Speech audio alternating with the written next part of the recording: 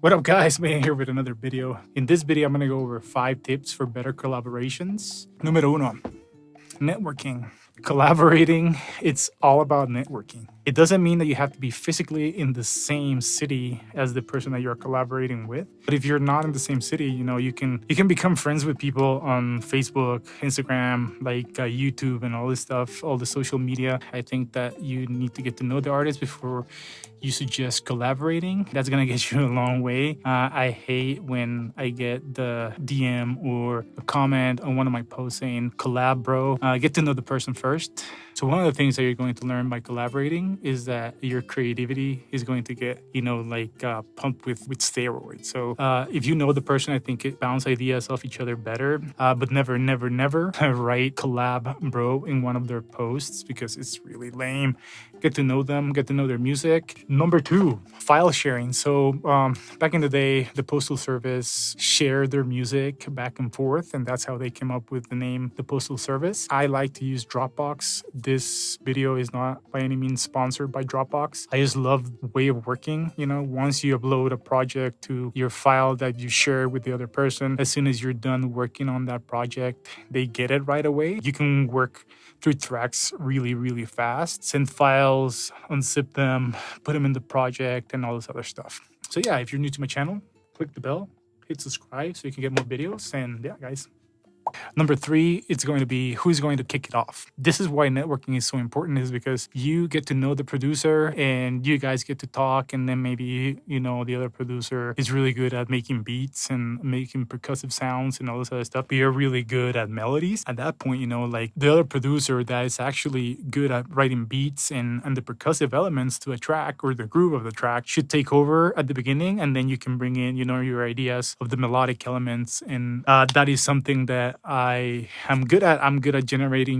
beats and the groove of the track. And I've collaborated with a friend of mine, Ryan Mack. He's from the UK, and he's really good with melodies and just like thinking outside the box regarding melodies. Once I have a groove of the track and I think that we can work on it, I'll send him the project, and then he starts, like making his own sounds. I just give him like kind of like the key of the track, and then he takes off, and it's amazing. I've collaborated with people from Brazil, Guatemala, the UK, Mexico. So it's kind of fun, like collaborating in that way. You can get vibes from different parts of the world, and they bring in their production style to your production, and then you learn too sounds that they're making, and then you can ask more questions. Number 4, this one's kind of like a pain, but it's good to know what the other music producer is working on regarding like DAW and plugins, because if not, you're going to run into some hiccups in the collaboration. For instance, I collaborate with a friend of mine whose name is Bene, and he uses Logic, so I use Logic too. So that's first hiccup that we don't have to go through, but then we have to figure out,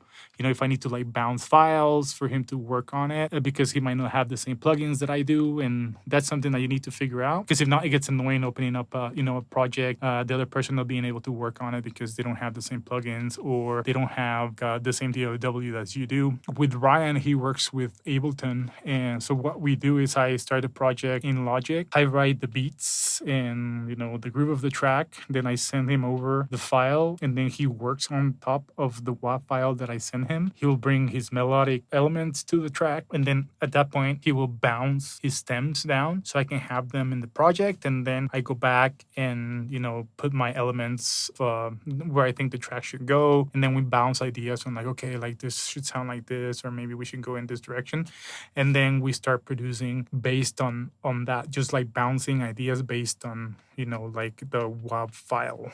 Not really getting into like moving things around from one side to the other, because he doesn't have the same DAW as I do.